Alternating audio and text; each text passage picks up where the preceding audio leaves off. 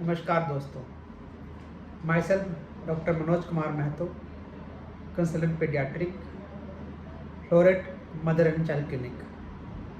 आज आपके सामने एक बर्निंग टॉपिक जो अभी हर एक पार्ट ऑफ इंडिया में फैला हुआ है, डेंगू के बारे में आज कुछ डिस्कस करने आया हूँ। तो डेंगू एक डेंगू वायरस से होता है जो ट्रांसमिट होता है, फैलता है किसी इन्फेक्टेड पर्सन जिसको डेंगू हुआ हो। यदि उसको कोई मॉस्किटो काटे, वो उस मॉस्किटो का नाम है एडिस मॉस्किटो, जो मोस्टली ये दिन में काटता है। काटने के बाद यदि कोई दूसरे जो नॉन इन्फेक्टेड पर्सन है, जो स्वस्थ व्यक्ति को काटता है, तो उसको ये डेंगू फीवर हो सकता है। डेंगू वायरस जो है, डेंगू वायरस, 4 तरह के स्ट्रेन होते हैं।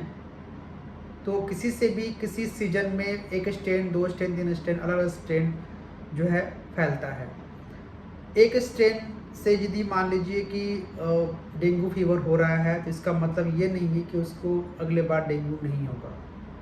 अगले बार किसी और स्ट्रेन से डेंगू हो सकता है। यदि वो दूसरे स्ट्रेन से डेंगू होता है, वो सीवियर होता है, उसको बोलते हैं डेंगू शॉक सिंड्रोम। इवन एक ही स्ट्रेन से भी डेंगू का जो है सीवियर कंडीशन, जो डेंगू शॉक सिंड्रोम भी हो सकता है। तो ये इसका लक्षण क्या होता है? लक्षण जो है मोस्टली बहुत सारे बच्चे या अडल्ट एसिम्प्टोमेटिक होते हैं, सिम्टम नहीं आता है। लेकिन किसी किसी में सिम्टम आता है। यदि सिम्टम आए तो वो 4 से 10 दिन, 4 to 10 डेज के बाद आ सकता है। तो सिम्टम, लक्षण क्या क्या होते हैं कि मेरे बच्चों को या किसी पर्सन को डेंगू हो सकता है? सीवियर हाई फीवर होता है, सीवियर हेडेक होता है। फीवर की मोस्टली ये वायरल फीवर ही है, तो इतना फीवर होगा कि पेरी ऑर्बिटल पेन होता है, मतलब आँख के पीछे के पार्ट में पेन होता है, दर्द होता है, सीवियर हेडेक होता है, बॉडी एक होता है, नौसिया होती है, पेट में दर्द हो सकता है, कभी कभार रैशेस वगैरह आते हैं बॉडी में, और उस कारण से भी जो है वो भी एक सिम्टम है किसी भी बच्चों में या किसी भी अडल्ट में। इसके अलावा कभी कभी किसी पेशेंट को उल्टी भी आ सकती है, इसके साथ में कोई दाने वगैरह शरीर में हो सकता है, तो ये भी एक लक्षण हो सकता है।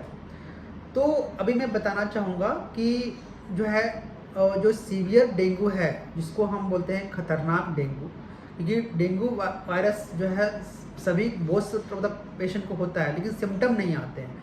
जिसको सिम्टम आते हैं और जिसको एडमिट करने की नौबत आती है अस्पतालों में, उसको सीवियर डेंगू बोलते हैं। तो सीवियर डेंगू के लक्षण क्या क्या हो सकते हैं? किसी पेशेंट को सीवियर एब्डोमेन पेन होगा, बहुत ज़्यादा पेन होगा पेट में, बार बार उल्टियाँ आएगी, सांस तेज फूलती है, बार बार मरीज सांस तेज लेता है, उसको सांस लेने में तकलीफ होती है, कभी कभार गम ब्लीडिंग होती है, नोज़ ब्लीडिंग होती है, मसूड़े से ब्लड आना आता है, रात दाने वगैरह हो जाते हैं शरीर में, ठीक है, पूरा शरीर ठंडा पड़ जाता है कभी कभी, और किसी पेशेंट को चक्कर आते हैं, फेंट हो जाता है, कभी कभी गिर जाता है। तो इस कंडीशन में डेफिनेटली इसको एडमिट करना चाहिए। बट जब अभी के सीज़न में यदि किसी को हाई फीवर हो रहा है 3-4 डेज तक और लग रहा है कि सिम्टम हैं, तो ज़रूर टेस्ट करवाएं। टेस्ट में अभी जो है प्लेटलेट काउंट्स जो हैं, प्लेटलेट्स एक तरह का ब्लड सेल्स हैं, वो कम आ रहा है। यदि वो प्लेटलेट्स कम आते हैं तो इसको एडमिट करना होता है और इसके इन्वेस्टिगेट प्रॉपरली करनी होती है। कभी कभार ऐसा भी आता है कि हमें प्लेटलेट भी चढ़ाना पड़े, प्लेटलेट्स और साथ में सफ़ेद खून बोलता है, प्लाज्मा बोलते हैं, उसको भी चढ़ाना पड़ सकता है। तो इसके ट्रीटमेंट क्या होते हैं? कोई स्पेसिफिक ट्रीटमेंट नहीं है, सिम्टोमेटिक ट्रीटमेंट है। जो सिम्टम आ रहे हैं उसके अकॉर्डिंग हम उसका ट्रीटमेंट करते हैं।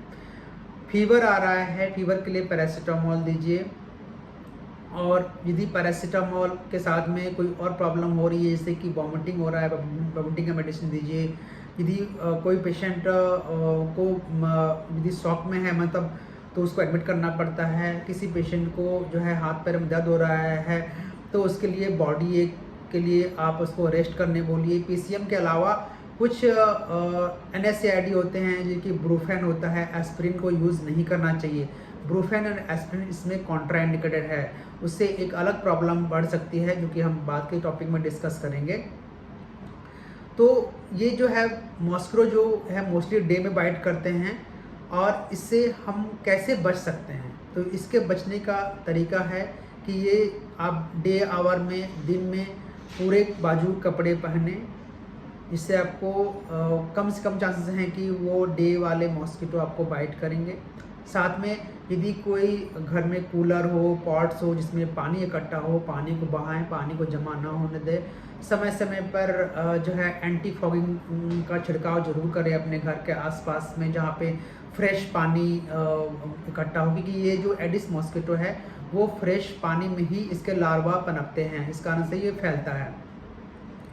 और यदि मान लीजिए कि डेफिनेटली कोई डेंगू फीवर के साथ में हो रहा है, इसके काउंट्स वगैरह कम आ रहे हैं, प्लेटलेट काउंट्स, ठीक है, तो डेफिनेटली इसको भर्ती करना चाहिए। भर्ती करने के बाद इसे हम अस्पतालों में सीवियर मॉनिटरिंग करते हैं और साथ में कभी कभार फ्लूइड चढ़ाना ही पड़ता है हमें, IV फ्लूइड, एंड कभी कभार प्लेटलेट्स और सफ़ेद खून भी चढ़ाना पड़ सकता है। तो इस बीमारी को हल्के में ना लें, अपने कंसर्न डॉक्टर को दिखाएं, तुरंत इलाज करवाएं, नहीं तो ये बीमारी घातक हो सकती है। यदि कुछ प्रॉब्लम हो तो ज़रूर इस दिए गए नंबर पे कांटेक्ट करें और इस चैनल को लाइक करें, शेयर करें एंड ज़रूर सब्सक्राइब करें। थैंक यू, धन्यवाद।